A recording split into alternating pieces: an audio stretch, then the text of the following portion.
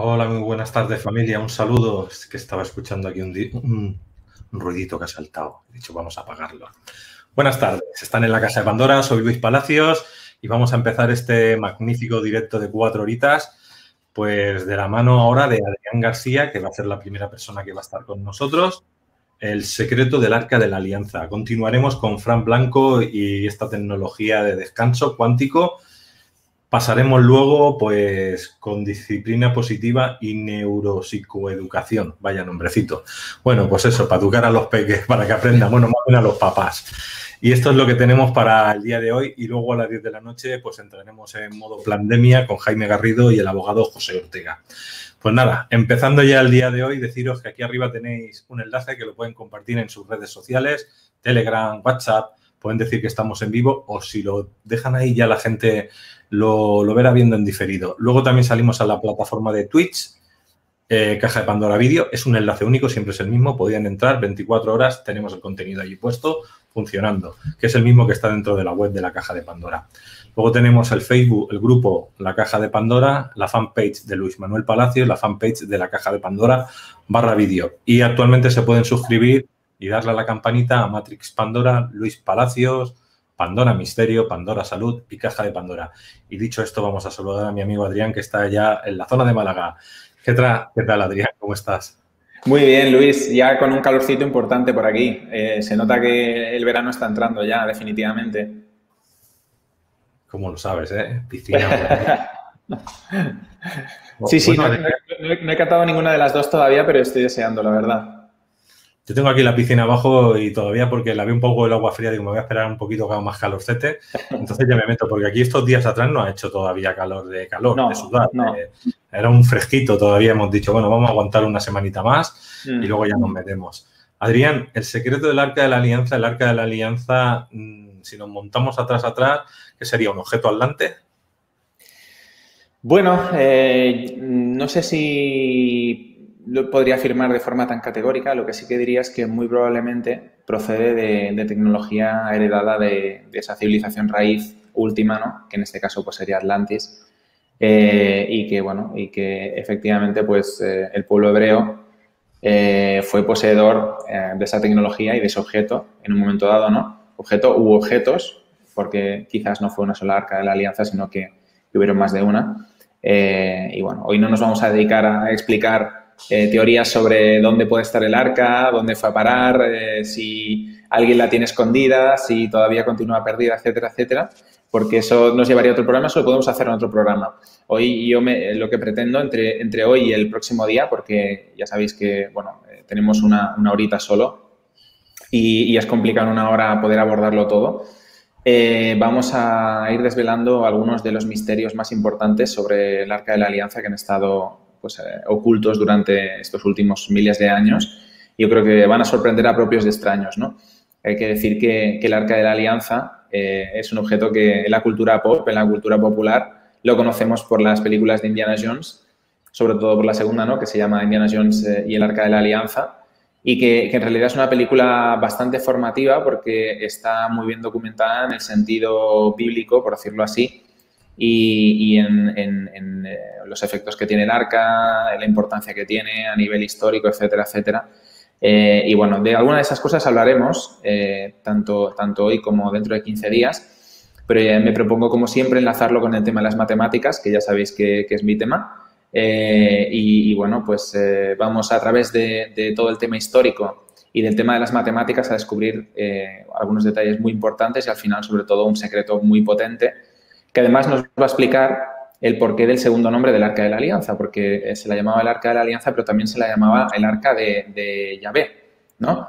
Ya sabéis que, bueno, en la Biblia se dice Jehová, porque es una deformación del nombre, sobre todo venida, digamos, o producida por la forma en que el pueblo hebreo trata el nombre, ¿no? Porque la interpretación, digamos, profunda de ese nombre supuestamente es que no lo dirás en vano, ¿no? Y como no lo dirás en vano, pues entonces cuando se tradujo la Biblia del hebreo a los otros lenguajes, pues lo que se hizo, primeramente al griego y después a los lenguajes contemporáneos, a las lenguas contemporáneas, lo que se hizo fue deformar un poquito o derivar un poquito ese nombre para no pronunciarlo supuestamente en vano, ¿no? Este es un poco el tema. Por eso ellos también cuando dicen el nombre, nunca dicen el nombre tal como yo lo he pronunciado, sino que dicen Adonai, que significa el Señor, o lo nombran de otra manera, ¿no? Y es así como, digamos que muestran respeto a toda la tradición bíblica y a toda esa tradición, pues, digamos, mística, ¿no? de su pueblo. Y más, bueno, dicho esto, ya vamos a entrar en la presentación porque tengo facilidad para enrollarme y vamos a entrar en detalle porque hay cosas muy, muy chulas para ver, muy interesantes y no quiero que nos coma el tiempo. Espera un segundito que antes de compartir, vamos a irnos a la primera diapo, que no quiero saltar a la última. Vale, esto ya lo tenemos aquí y ahora me vuelvo para aquí y vamos a hacer el compartir. Vamos a ver si lo encontramos porque tengo 40.000 cosas. Aquí está. No, este no es. A ver. Aquí está, este sí es. Ahora, perfecto. Vale, como siempre, Luis, ya sabes que tengo puesto el PowerPoint porque si no, se me ve la pantalla en negro. Si yo le pongo la presentación completa, se ve en negro. Pero bueno, también me va bien porque tengo la chuleta de las diapos a la izquierda, que nunca viene mal, ¿no? Ya lo tienes, ya está, ya se ve. Ya estoy ahí, ¿no? Perfecto. Sí. Pues bueno, decir en primer lugar que, como comentaba, el Arca de la Alianza quizás es el objeto más sagrado se podría decir históricamente, de las culturas abrahámicas, ¿no? Que es un objeto que está ubicado de forma, entre comillas, permanente desde que se construyó en el Templo de Salomón, aunque digamos que primero estuvo en esa travesía del desierto que tuvo el pueblo hebreo, y que la propia arca, pues bueno, estaba siempre por delante, iba por delante junto con los sacerdotes levitas y que además producía un efecto, que bueno, hablaremos la semana que viene de ese tema, que era como una especie de nube, de nubes de tormenta, fuego y una serie de relámpagos y cosas, ¿no? Bastante espectaculares relacionadas con la tecnología del arca. Y que, bueno, pues estuvo siempre delante del pueblo hebreo, pues liderando, ¿no? Todo el camino, ¿no?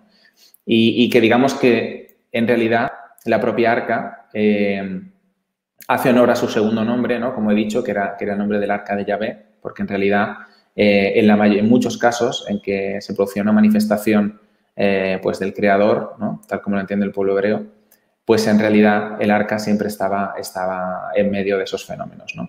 Estaba presente, aunque no se muestre de forma literal en algunos pasajes, y veremos precisamente, ahora vamos a ver un ejemplo que me parece extraordinario, ¿no? Que no es un ejemplo que lleve en matemáticas, sino es un ejemplo sencillamente de cómo, digamos, se han omitido fragmentos de las Sagradas Escrituras que son muy esclarecedores, ¿no? Respecto, en este caso, al tema del arca, ¿no?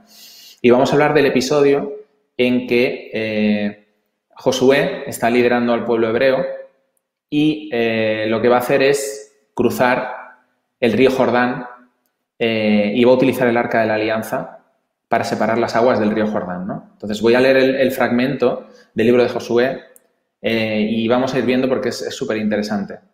Dice: y habló Josué a los sacerdotes diciendo: tomad el arca del pacto y pasad delante del pueblo.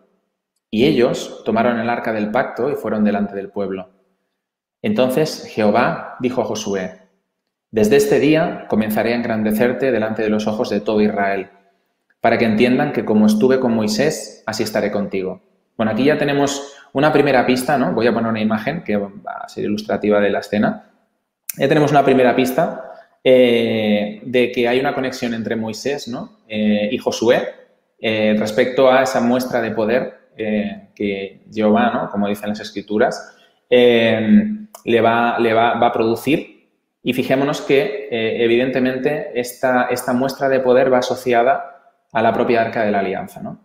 Entonces, vamos a leer el pasaje completo. Es un poquito largo, pero merece la pena porque hay algunos detalles que son, como digo, tienen jugo, ¿no? Y al final vamos a entender pues que hay algo más en esa separación del Mar Rojo de las aguas del Mar Rojo que produce Moisés, supuestamente cuando está huyendo de Egipto, ¿no? Y que supuestamente, pues bueno, pues es algo que se produce, es un milagro que se produce así espontáneamente. Y según dice en el libro de Josué, de eso no tiene nada, sino que está relacionado precisamente con el arca de la alianza, ¿no? Entonces vamos a leer. Y dice, cuando toda la gente hubo acabado de pasar el Jordán, que por cierto, os voy a comentar, porque esto no está en el pasaje, no lo he querido poner porque es muy largo, pero si os leéis el libro de Josué, os recomiendo, si os interesa el tema del arca, que leáis al menos este fragmento del cruce del río Jordán.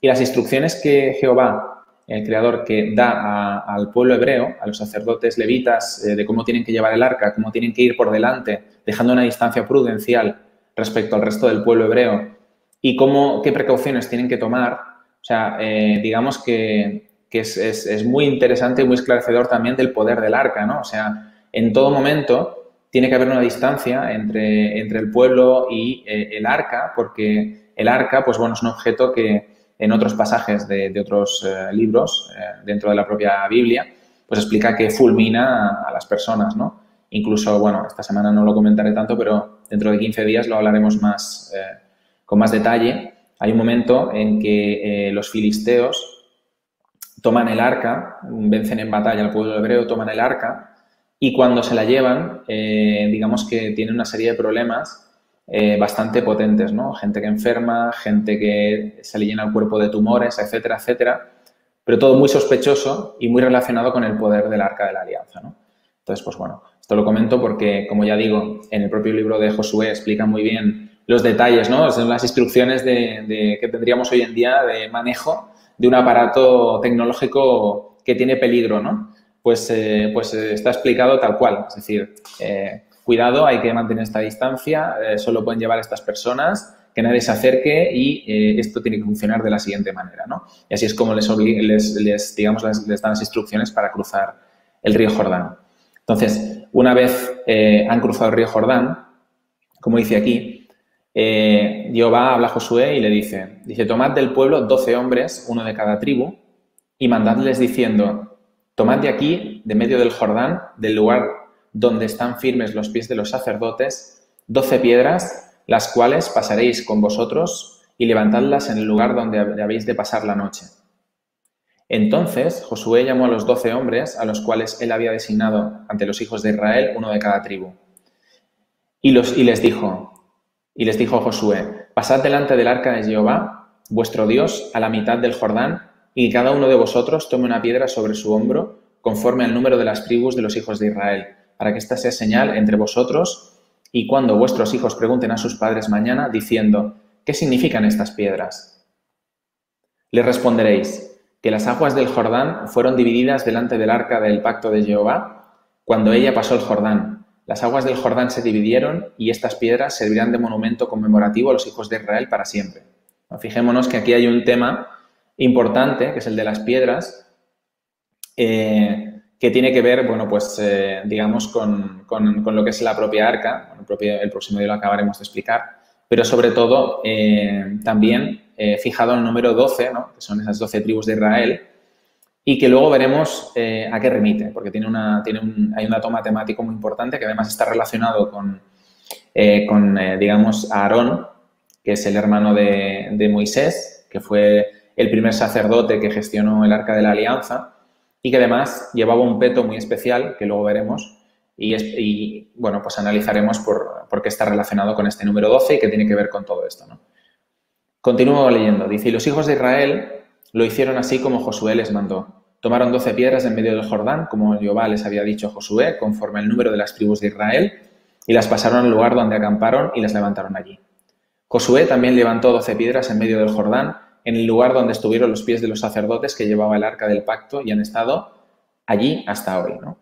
Bueno, fijaros que bueno, las Sagradas Escrituras son muy repetitivas, son como muy machaconas, ¿no? Para dejar claro los conceptos.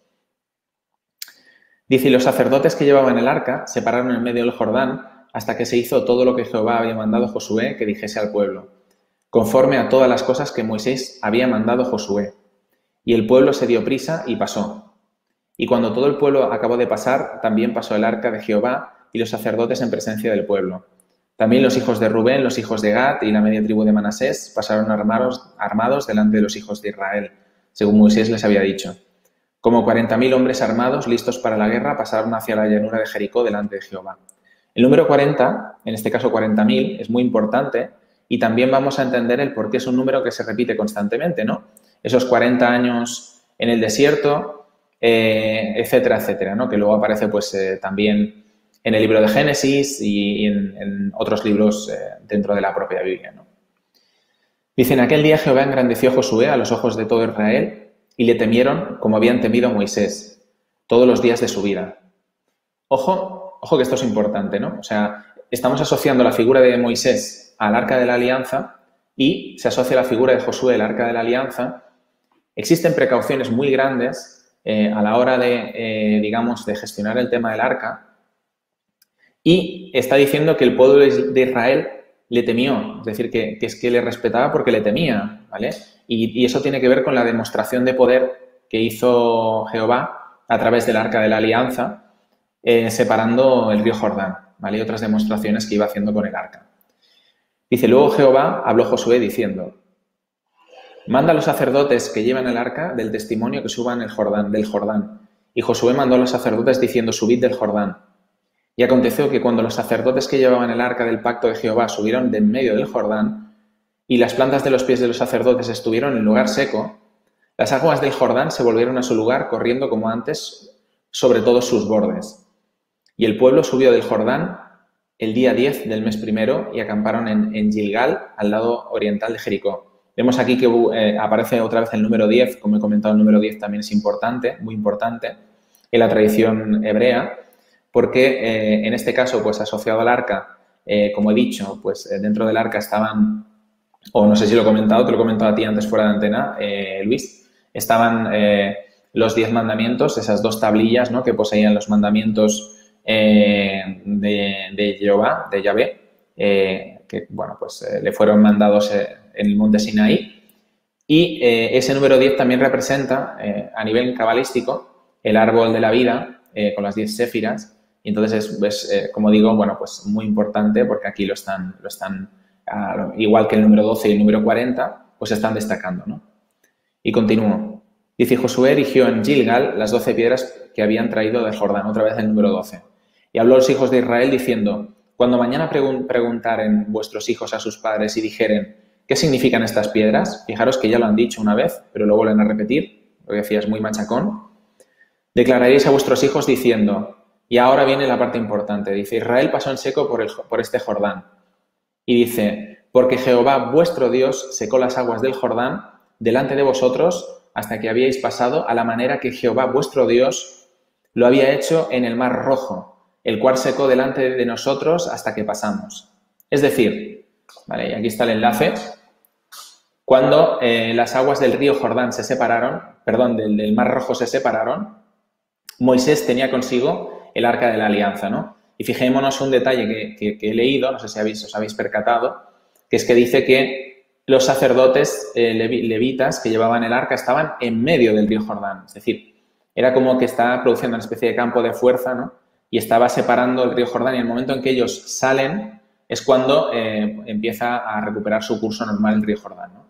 Un poquito lo mismo que pasa con Moisés en el Mar Rojo, ¿no? Lo que es interesante es entender que efectivamente se ha omitido esta parte, ¿no?, que está en el libro de Josué, pero en el libro del Éxodo, pues en ningún momento dice que Moisés tenga el arca de la alianza en sus manos, porque supuestamente luego la construye, ¿no?, a través de las instrucciones que le da el propio creador, ¿no?, el propio Dios, el propio Yahvé. Y por lo tanto hay una discordancia ahí que es muy importante, pero que nos permite entender algo muy interesante. Y es que se entendería el por qué, vemos aquí una imagen, como un dibujo, ¿no?, de Moisés separando las aguas del Mar Rojo, el por qué el faraón y su ejército fueron en pos del pueblo hebreo, cuando supuestamente el pueblo hebreo eran esclavos, ¿no? Y se fueron de allí, pues bueno, pues a lo mejor no era tan importante que el faraón hubiera ido tras ellos, ¿no?, como una defensa personal, pero claro, la historia cambia por completo si de repente pensamos que a lo mejor el pueblo hebreo, quizás en ese momento pudo tener un punto de sometimiento, pero que, sin embargo, a nivel histórico, lo que se ha venido a descubrir es que el pueblo hebreo en Egipto pues no parecía estar sometido, sino que tenían sus propias castas y sus propias, digamos, sus propios grupos especializados en todo tipo de artes y oficios bastante desarrollados. Entonces, los egipcios los contrataban para hacer algún tipo de cosa específica, ¿no? Pues según el caso y la necesidad. Y pues ellos, como digo, pues como artesanos y como profesionales de distintos gremios, pues eran capaces de llevar a cabo todas esas tareas, ¿no? Entonces, bueno, luego aparte, los propios hicsos, que era una raza semítica, conquistaron Egipto también y fueron faraones de Egipto. Y probablemente en todo ese tiempo que estuvieron gobernando Egipto los hicsos, también pudo haber algún faraón hebreo. Es decir, que en realidad los hebreos estaban mezclados con la casta sacerdotal y evidentemente poseían, como ya hemos visto en otros programas, por ejemplo en el de El verdadero secreto de Egipto, evidentemente el conocimiento secreto de Egipto, ¿no? Y por lo tanto tiene mucho sentido que si Moisés estuvo separando las aguas del Mar Rojo con el Arca de la Alianza y era una tecnología tan súper poderosa, ¿no? Como para hacer algo así, el faraón, al darse cuenta de que había desaparecido el arca y probablemente pues las personas que la sabían gestionar, así como probablemente los escritos relacionados con este tipo de tecnología, pues más que montar en cólera, lo que dijo es: madre mía, que se nos viene encima el mundo, ¿no? Y se fuera detrás del pueblo hebreo para intentar recuperar lo que habían perdido, ¿no? Así que este es un poco una historia muy interesante relacionada con el arca, con su poder y sobre todo con cómo se omiten partes, ¿no?, de esa historia, que ya sabemos que, bueno, que lo que se cuenta en las Sagradas Escrituras, pues hay una parte que es histórica y luego otras partes que sencillamente o bien se adornan para introducir datos que luego son importantes para encubrir toda esa filosofía, todo ese conocimiento de la escuela invisible que llevo explicando desde el primer programa que hemos estado haciendo con Luis. Y, bueno, pues aparte de todo eso, pues evidentemente, pues digamos que existe toda esa tradición científica y tecnológica que se puede remontar a esa cultura primigenia o raíz, que en este caso pues sería Atlantis, ¿no?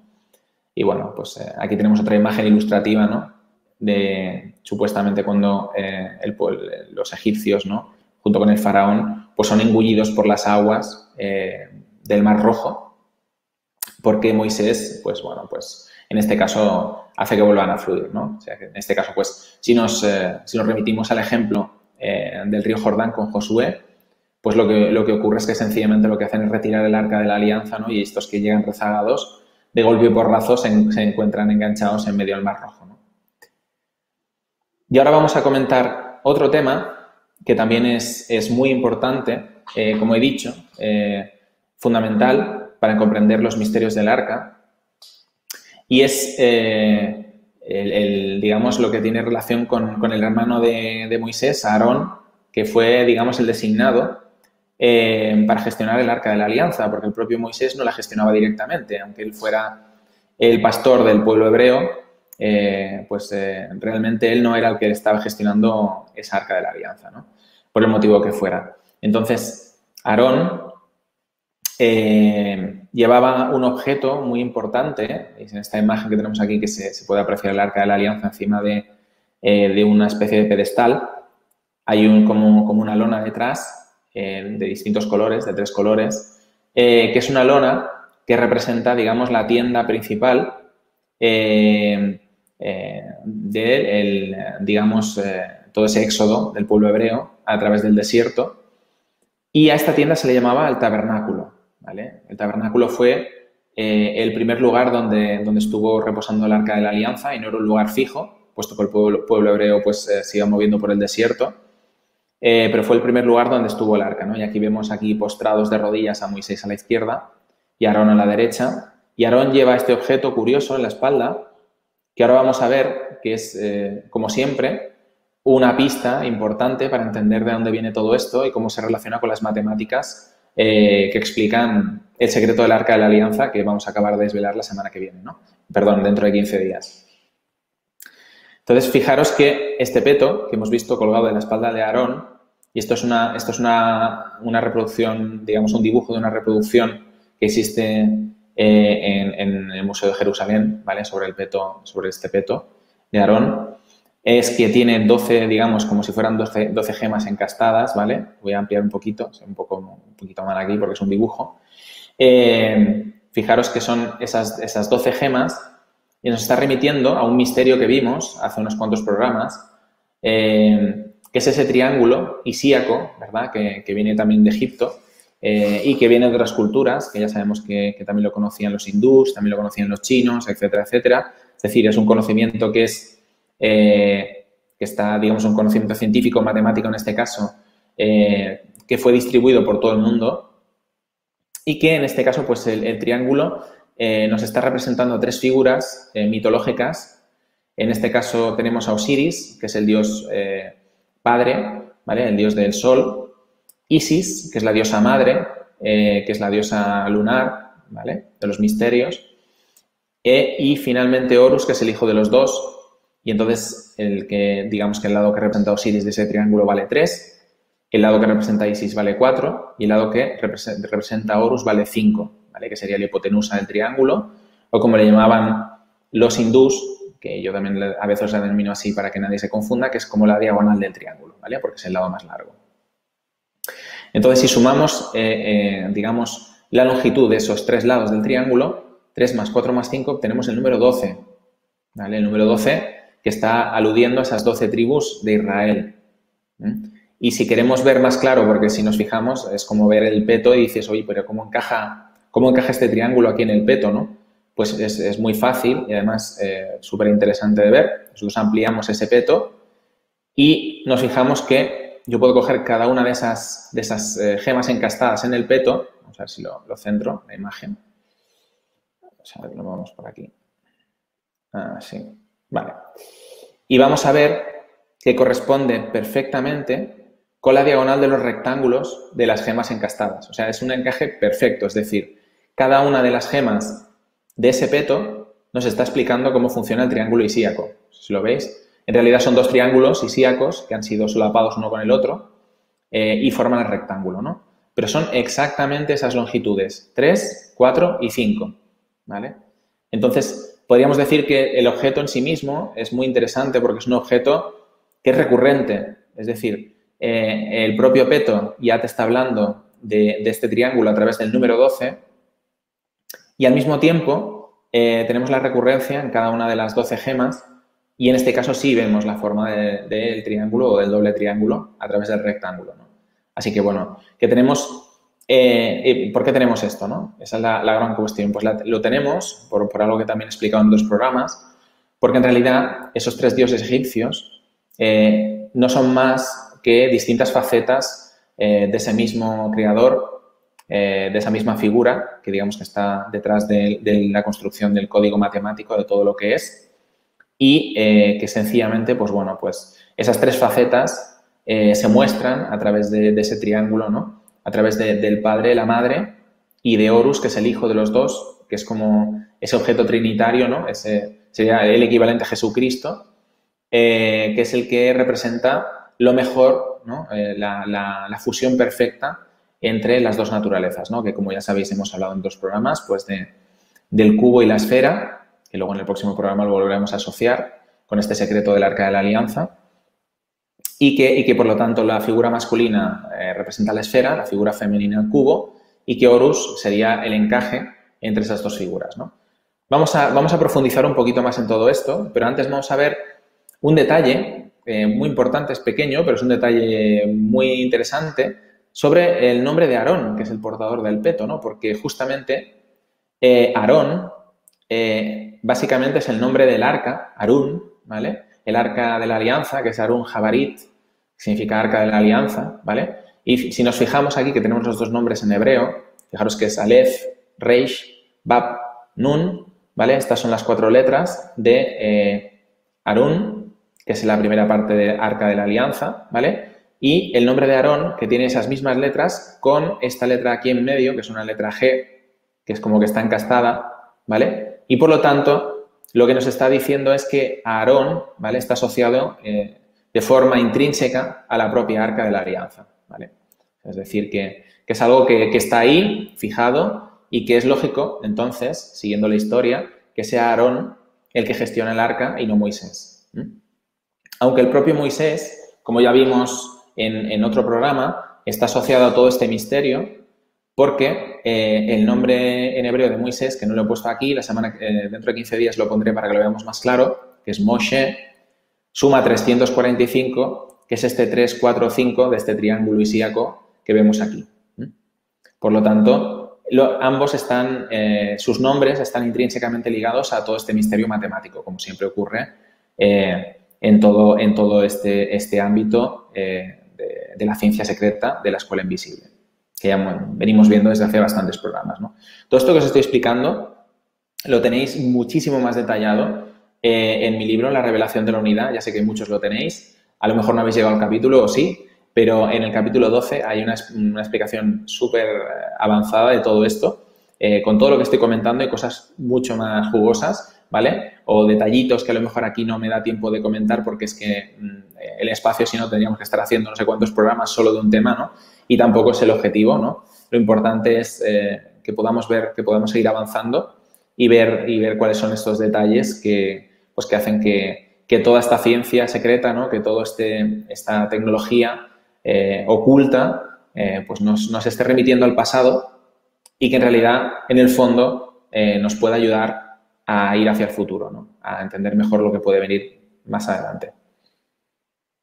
Seguimos y vamos a continuar analizando a través de este triángulo isíaco que hemos visto hace un momento y vamos a ver una figura, esta figurita de aquí, ¿vale? Que la hemos visto en otros programas también, que si aquí le pusiéramos, en vez de estas líneas que veis aquí, un cuerpo humano, estaríamos viendo el hombre de Vitruvio, de Leonardo da Vinci, ya lo sabéis que lo hemos estado comentando. Y es extremadamente interesante porque este cuadrado de aquí, que está construido en función de este triángulo que hemos visto, este triángulo que lo que está haciendo es hablarnos del ciclo de la luz, puesto que Osiris, como he dicho, representa el día, Isis representa la noche y Horus representa el sol naciente. Entonces, por lo tanto, tenemos lo que es el ciclo de la luz representado y es por ello que la suma de los lados del triángulo, que es 12, representan los 12 meses del año, que no es ni más ni menos que ese ciclo de la luz completo, ¿no? Algo que ya analizamos con mucho detalle en el programa que hicimos especial para Navidad con Luis y que, bueno, que os recomiendo que veáis, ¿no? Que en realidad os recomiendo que veáis todos los programas porque lo que estamos comentando hoy se remite a un montón de programas que hemos hecho juntos. Es decir, que aquellos que no los hayáis visto, pues a lo mejor hay algunos conceptos que os suenan un poco raros, por eso me estoy deteniendo un poco a comentarlo. Pero vamos, que en realidad, o sea, siempre todo se remite a este tipo de figuras. Como podéis ver en este caso, pues tenemos el cuadrado de la circunferencia y como he dicho antes, pues bueno, esto al final remite en el cubo y la esfera, ¿vale? Y entonces, ¿qué más tenemos aquí, no? Pues bueno, resulta que tenemos este cuadrado de aquí, que es un cuadrado 8 por 8, y luego vamos a ver cómo se relaciona esto con el número 40 que hemos comentado, esos 40 años en desierto. Y esos 40.000 soldados que cruzaban el río Jordán con el pueblo hebreo, por ejemplo. Y resulta que justamente esta segunda mitad del cuadrado, que veis que está dividido, hay un rectángulo arriba más pequeñito y un rectángulo abajo más grande, pues esta altura que tenemos aquí y esta base resulta que nos está remitiendo al nombre de Yahvé, ¿vale? Porque resulta que digamos que este cuadrado tal y como se construye, que es de 8 por 8, ¿vale? Que esto está remitiendo también al tablero de ajedrez clásico, de ahí sale, tiene una altura, este rectangulito, de 5 y una base de 8, ¿vale? Entonces, cuando esto se multiplica por 2, muy importante, lo que obtenemos es la representación del nombre de Yahvé a través de sus letras, ¿vale? La primera, que es la Yod, que supuestamente es la letra que desciende la energía de la esfera celeste, ¿vale? Digamos, de los mundos altos, por decirlo así, que lo que hace es descender esta energía. Yod vale 10, por lo tanto es el doble de 5, que es esta altura que hemos visto aquí. Y en la base tenemos las otras 3 letras, que es G, Bab, G, y esas 3 letras suman 16, que es el doble de 8, que es este cuadrado que tenemos aquí. ¿Y por qué? ¿Por qué este rollo con el nombre? Lo digo porque la mayoría ya lo sabéis, lo que estoy explicando, el por qué. Pero los que han llegado hoy, han aterrizado ya al programa, pues bueno, pues van a decir, oye, esto es muy interesante, pero ¿por qué todo esto, no? Pues mirad, esto tiene que ver con un tema geométrico muy interesante y es que la altura de esta construcción, de esta letra T invertida, ¿vale? Que está representando el radio de esta circunferencia, y la base está representando un lado del cuadrado. Entonces, si nosotros cogemos esa longitud de la base, que es 16, como he dicho, que se suman las 3 letras últimas de ese nombre, resulta que el perímetro del cuadrado sería 16, porque un perímetro son los 4 lados del cuadrado sumados, ¿no? 16 por 4 es 64. Entonces, si nosotros queremos calcular una circunferencia que tenga un perímetro, es decir, la longitud de la circunferencia de 64, ¿vale? Y queremos saber cuál es el radio, ¿no? Esta altura, queremos saber cuál sería el radio para que eso se cumpla, para que haya una equivalencia entre la longitud de los lados del cuadrado y la longitud de la circunferencia. Pues lo que hacemos es, cogiendo la fórmula del perímetro de la circunferencia, que no me voy a poner ahora a analizar eso para que no os liéis, sencillamente dividimos ese 64, que sería el perímetro completo del cuadrado, entre 2 y entre pi, ¿vale? Y eso nos da 10,1, ¿vale? Que, llevado a números enteros, sería 10, que sería la altura, que sería la letra yod, ¿vale? Y por lo tanto, fijaros cómo simbólicamente esto está relacionado, puesto que, como he dicho, la letra yod es la que trae la energía espiritual al mundo, ¿vale? Y que es el radio de la circunferencia. La circunferencia, como he dicho, la esfera está asociada a la parte masculina, que es la forma espiritual, ¿vale? Por lo tanto, aquí vemos el enlace de la geometría con la simbología, ¿no? Con lo filosófico. Y, en cambio, el cuadrado estaría relacionado con la parte femenina, con la parte más terrena de esa energía, ¿no? Que una vez conjugada representaría Horus, ¿no? Entonces, por lo tanto, este nombre es un nombre que lo que nos está remitiendo es la geometría de estas dos formas que acabamos de ver, ¿no? Entonces, lo interesante es que los nombres griegos de estos dioses, ¿no? Isis, Horus y Osiris, al final resulta que se están remitiendo, porque hay un enlace muy poderoso entre la cultura griega y la hebrea, eso ya haremos un programa especial para hablar de ello, y es que en la primera letra de Isis, ¿no? Es la yod, G nos está hablando de Horus, ¿no? Y en este caso Bab, que es un equivalente, Bab es un equivalente a la letra V, U, o la letra O, ¿vale? Es la primera letra de Osiris, es decir, las 3 letras que se emplean para construir el nombre de Yahvé son las 3 iniciales del nombre de los 3 dioses egipcios escritos en griego, ¿no? Isis, Horus y Osiris. O sea que, si queréis más recurrencia, es como imposible, ¿no? Buscarla. La verdad es que han rizado el rizo en todos los aspectos, ¿no? Así es la cultura hermética, así es la sabiduría de la escuela de las eras, ¿no? Lo bueno de todo esto, como siempre, es que cuando uno va un poquito a la raíz de todo y analiza las etimologías de las palabras, analiza los valores que contienen esas palabras, analiza pues toda esta cultura en su conjunto y entiende las matemáticas que utilizaban de forma convencional para representar todos estos conceptos, pues digamos que la validación se produce siempre de formas muy diversas, ¿no? Por diferentes caminos. Y entonces, pues eso es, la verdad, es la forma de entender que realmente estamos tocando tuétano, ¿no? En la investigación. Seguimos adelante. Otra de las pistas, ¿no? De todo lo que estamos viendo, fijaros que ahora vamos a ver cómo esto se va insinuando en las Sagradas Escrituras también. Dice, esto es un pasaje en el que habla en el libro de Éxodo de cuando, digamos, cómo se construye el peto, ese peto que llevaba Aarón, ¿no? De las 12 tribus de Israel, que hemos visto que nos ha llevado a todo este análisis, que al final nos está explicando de dónde sale el nombre de Yahvé, ¿no? Que en el fondo es el que está asociado al Arca de la Alianza, ¿no? Dice, harás además una lámina de oro fino, siempre está relacionado con el oro, ¿vale? El Arca de la Alianza está recubierta de oro, y en este caso el peto de Aarón también. Dice, y grabarás en ella, como grabadura de sello, santidad a Jehová. ¿Vale? Y esto está en el libro de Éxodo 28:36. ¿Vale?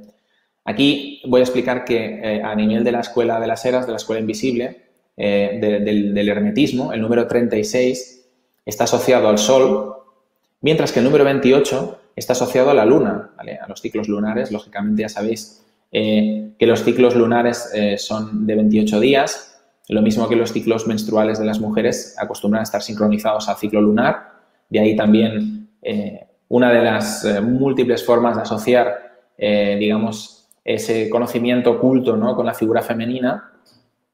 Y por eso cuando estamos sumando 28 más 36, que da 64, nos estamos remitiendo a esa suma de los dos conceptos, el lunar y el solar, ¿no? Entonces, ¿por qué es tan interesante esto, ¿no? Que tenemos aquí estos dos números que nos dan, supuestamente, que filosóficamente está representando al día y la noche, que suman 64. Pues vuelvo para atrás. Pues muy evidente, a ver si lo encuentro aquí, que este cuadrado inicial desde el que hemos construido a través del triángulo que representa precisamente a esos tres dioses, ¿no?, del día a la noche y del sol naciente, ¿no?, esas dos polaridades que finalmente hacen una trinidad con Horus, que representan, como digo, el día y la noche, y que están construyendo este cuadrado de 8 por 8, que 8 por 8, ¿cuánto es? 64. Aquellos que recordáis las tablas de multiplicar bien, pues lo habréis visto muy rápidamente, ¿no? Y precisamente es exactamente este concepto que estamos encontrando aquí, que está codificado en el número del pasaje, ¿vale? Seguimos adelante. Mirad, como he comentado, evidentemente esta arca estuvo deambulando, ¿no?, por el desierto durante 40 años, ¿no? Bueno, en realidad no fueron 40 para el arca, fueron un poquito menos porque el arca la construyeron después del encuentro de Moisés con Jehová en el monte Sinaí, ¿vale? Y digamos que, como digo, pues hubieron 40 años de tránsito, ¿no? Lo mismo que esos 40.000, ¿no? Dividimos entre 1000, ese número 40 está ahí. Esos 40.000 soldados que cruzan delante del pueblo hebreo en el río Jordán, ¿no? Pues volvemos otra vez a este concepto que acabamos de ver aquí, ¿vale? Y lo vamos a ver desglosado numéricamente para entenderlo bien. Fijaros que tenemos el cuadrado y la circunferencia y volvemos en este caso a esa T invertida, que es el origen del nombre de Yahvé, ¿no?, que en realidad nos está explicando la equivalencia entre el cuadrado, el perímetro del cuadrado y el perímetro de la circunferencia, y esa altura que vale 5 y esa base que vale 8. Si nosotros multiplicamos 5 por 8, que es el área del rectángulo inferior, ¿de acuerdo?, resulta que nos da 40, que es el rectángulo del área que contiene la tau sagrada. Es decir, cuando estamos hablando del número 40, estamos haciendo alusión directa al símbolo de Yahvé, ¿vale?, al símbolo del Creador. Entonces, por lo tanto, cuando hablamos del número 40 estamos hablando de cosas sagradas, es decir, porque por eso pues estuvieron 40 años deambulando por el desierto y pues 40.000 soldados protegían al pueblo de Israel, ¿no? ¿Por qué? Porque están, entre comillas, protegidos, están ungidos por el sello, por el símbolo del propio Creador, ¿vale? Ese es el secreto detrás del número 40, que fijaros cómo se va engranando todo, ¿no? O sea, el número 12, el número 40, o sea, todo sale de la misma figura, ¿no? El propio nombre de Yahvé, el nombre de Aarón asociado al arca, el nombre de Moisés asociado al triángulo, que está asociado a su vez a esto. Es decir, o sea, nada escapa al tema matemático, ¿no? O sea, todos estamos detrás de todo eso. Lo que estamos viendo es que tenemos al cuadrado y la circunferencia y a la equivalencia entre las dos figuras, ¿no? Es lo que está destacando todos estos pasajes, ¿no? Y todo eso asociado al concepto del arca de la alianza, ¿no?, a la propia arca. Vamos a ver un poquito más, vamos a seguir adelante. Fijaros que esto que os muestro aquí es una foto de la tumba de quizás el faraón más conocido de todos, ¿no?, que es Tutankamón, porque fue un faraón que cuando fue descubierta su tumba, pues se encontraron los tesoros dentro, ¿no? En realidad los saqueadores de tumbas han saqueado la mayoría de las tumbas antes de que los arqueólogos llegaran, durante siglos, pero en concreto la tumba de Tutankamón estaba intacta, ¿no? Y una de las cosas que encontraron fue un arca. Fijaros que esto es un arca, ¿vale? Es muy parecida a la descripción del arca de la alianza, tal y como se explica en el libro. Luego, hoy no sé si la llegaremos a ver, no, ya será dentro de 15 días, pero sería un poquito siguiendo exactamente esa descripción, ¿no? Pero en vez de tener dos ángeles encima, lo que es un can, ¿no?, un perro en este caso, de color oscuro, que lo que está simbolizando es al dios Anubis, que es, pues bueno, ese dios que es el que está, digamos, presente en el juicio de las almas cuando cruzan el umbral, es decir, cuando mueren, ¿no? Y que, por lo tanto, de alguna forma está representando ese concepto de lo oculto, ¿no? Y es interesantísimo ver pues que esa arca está ahí, ¿no? Es algo increíble, ¿no? En realidad, el concepto del arca ha llegado a nuestros días de una forma que nos podemos ni imaginar, porque arcas sacaban a pasear los griegos, cada uno con sus dioses, ¿no? Los hindús lo continúan haciendo también. Y el tema ha derivado a nuestros días en lo que son las procesiones de la Semana Santa. Algunas sacan a la Virgen, otras sacan a Jesús, otras sacan a los santos, etcétera, etcétera. Pero en realidad es una perpetuación de ese misterio, del misterio del arca, que ha llegado hasta nuestros días, ¿no? Y como pues en otros programas he comentado, ¿no? Que el tema del cubo y la esfera nos lo encontramos en todas las religiones, ¿no? Puede ser la religión islámica, que es en el centro de la Meca tenemos ese cubo gigantesco de color negro, ¿no? Que es, digamos, el motivo principal del rezo de los feligreses, de todas las personas que al menos una vez en la vida van allí a rezar, ¿no? Dentro de la religión musulmana, y que los propios hebreos utilizan el tefilín, que es ese cubo pequeñito, oscuro también, que se pone en la frente, precisamente cuando le rezan al Creador, ¿no? Así que siempre todas las religiones, todas las culturas antiguas están fundamentadas en el mismo tipo de conocimiento encriptado, es decir, son sincréticas, ¿no? El sincretismo es ese conocimiento que se ha ido transmitiendo de unos a otros y que se ha ido adaptando en función de las peculiaridades culturales y del lugar donde pues se ha generado esa cultura, ¿no? Seguimos adelante porque creo que no quedan muchos minutos y es interesante lo que queda por ver. Esto es un pasaje que os quería comentar porque realmente, ¿no? La semana que viene entraremos más en esto, pero me interesa que os quede este concepto como algo interesante. Y esto es un pasaje del libro de Apocalipsis que ya hemos analizado. Recordad que tenéis 2 programas sobre el libro de Apocalipsis súper interesantes en los que estamos hablando de estos temas en profundidad. Y resulta que en uno de los versículos, en uno de los pasajes del versículo 11, solo una vez aparece nombrada el arca de la alianza, ¿vale? Y dice, y el templo de Dios fue abierto en el cielo, y el arca de su pacto se veía en el templo, y hubo relámpagos, voces, truenos y terremoto y grande granizo, ¿vale? Y como digo, esto lo vamos a desvelar en el próximo programa, pero me interesaba comentarlo porque es como una aparición del arca de la alianza como fuera de lugar, ¿no? En un libro que es el libro de Apocalipsis, el libro de la Revelación, que es un libro muy interesante, como digo, y que está explicando, pues en el fondo está explicando todo esto, el tema del cubo y la esfera, de forma muy bien descrita, y como digo, ya lo vimos en esos 2 programas, ¿no? Entonces voy a avanzar un poquito más. Vamos a hablar ya por último, porque no nos va a quedar más tiempo hoy, de dónde procede el significado etimológico del arca, y que realmente está muy relacionado con el arca de Noé. Ya veremos que el arca de Noé en realidad, esto lo acabaremos de analizar el próximo día, en realidad es la misma cosa que el arca de la alianza, ¿vale? Es decir, la misma tecnología, la misma ciencia ha sido encriptada dentro del mismo, digamos, de conceptos distintos, pero que en el fondo son la misma cosa, ¿no? Entonces vamos a ver varios pasajes que tengo yo escritos en el libro sobre las etimologías, que están muy bien. En este caso es una cita, ¿vale? Dice, la palabra arcano deriva de la palabra latina arcanus, que significa sellado, cerrado, escondido, lejano, y deriva de arca, que significa un cofre del tesoro, o sea, un cofre, una caja, luego lo veremos. La palabra iglesia, arc, significa escondido, oculto, secreto, esotérico, místico. Es decir, así el término de la enseñanza arcana significa la doctrina secreta, ¿no? Podría decir que es la doctrina de la escuela de las eras. El nombre otorgado al arca de Noé que navegó es Teba. Esto es el nombre hebreo. Fijaros que lo he puesto aquí, ¿vale? Es Tau Bab Ge, que significa un cofre, un barco y también un sarcófago.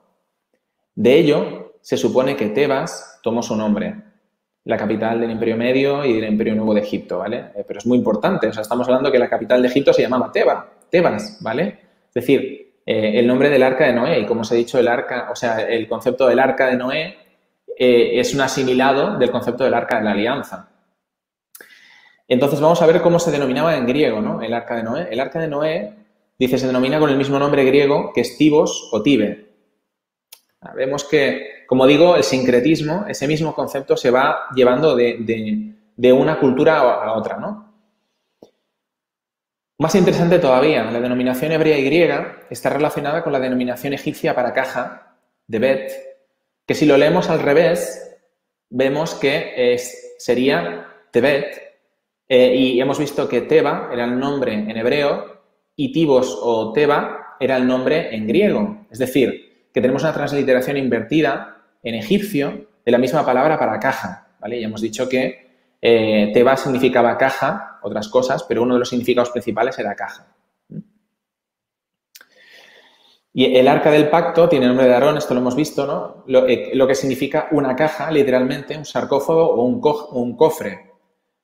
Podríamos añadir que Harén denota fuerza o poder, ¿vale? Fijaros que hasta ahora hemos llegado a dos conceptos, caja y fuerza o poder, ¿vale? Esos son los dos conceptos que nos están asemejando al concepto arca.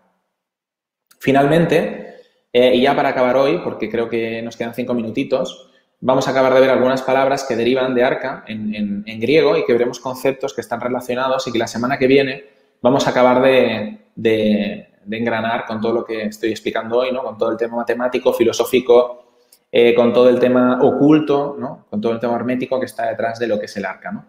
Las palabras arqueo significan soy poderoso o suficiente, satisfecho. Arcaios significa antiguo, primordial, honrado desde la antigüedad. Ojo con todo esto. Arqué, el comienzo o el origen, muy importante esta, la semana que viene la recordaremos, el primer lugar o poder, también magistrado, legislador, arco, género un comienzo, arcos, un líder, ¿vale? Un líder, arcos, un líder, igual a nuestro arc en nombres como arcángel o arcaico, ¿vale? Es decir, fijaros, ¿no? ¿Qué es un arcángel? El arcángel es el ángel de ángeles, ¿no? Es el ángel más poderoso. ¿Qué es arcaico en nuestro castellano o en nuestro español moderno? Pues es algo que está denotando el origen, ¿no? Lo más antiguo, lo más primordial. Es decir, que la etimología nos está explicando de dónde viene todo esto. Y ya, Luis, voy a comentar ya sobre el libro, que, bueno, está explicando que todo esto, como sabéis, procede de ese libro que publiqué a finales de este año pasado, en noviembre, creo que fue, sí, mediados de noviembre, La revelación de la unidad, que es una publicación que se ha hecho a través de Ediciones Obelisco, que está, pues la verdad, estoy muy contento porque está teniendo mucho éxito. Lo podéis encontrar en Amazon.es, en Amazon.com, en todostuslibros.com, en la Casa del Libro, y lo podéis encontrar también en los distintos países en América, pues a través de distribuidoras, ¿vale? Si os metéis en la web de Ediciones Obelisco, encontraréis los distribuidores que cada país hay para el libro, ¿vale? Entonces, pues bueno, es algo que tenéis ahí y que, como he dicho, pues todo lo que estoy explicando hoy procede del libro, aunque digamos que en el libro está mucho más detallado de lo que yo he explicado hoy, ¿no?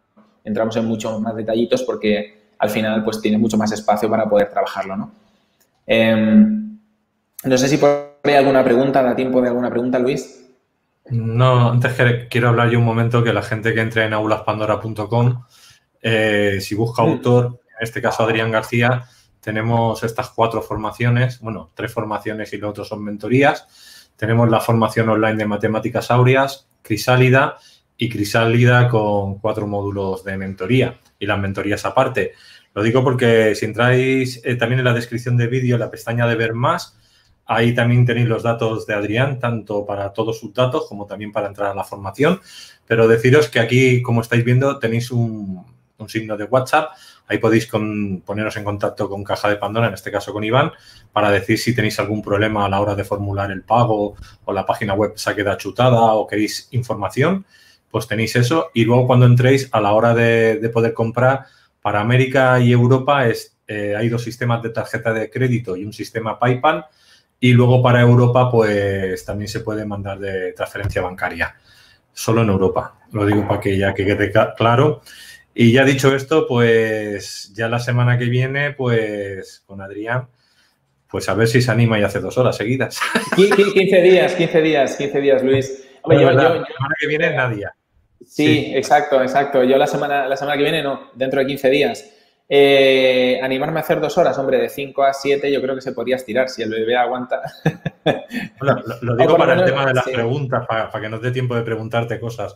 También temas claro. históricos, así metemos un poquito de todo. Sí, yo creo que sí, vamos a hacerle el próximo 2 horas, ¿vale? Y sí, porque además yo me puedo esperar un poquito más con todo el tema del arca, porque hoy es verdad que he introducido algunos de los conceptos iniciales, pero luego queda toda la traca final, que es muy importante y que además está relacionada con el secreto del nombre de Dios en hebreo, está relacionada con todo lo que hemos estado explicando con el libro de Apocalipsis.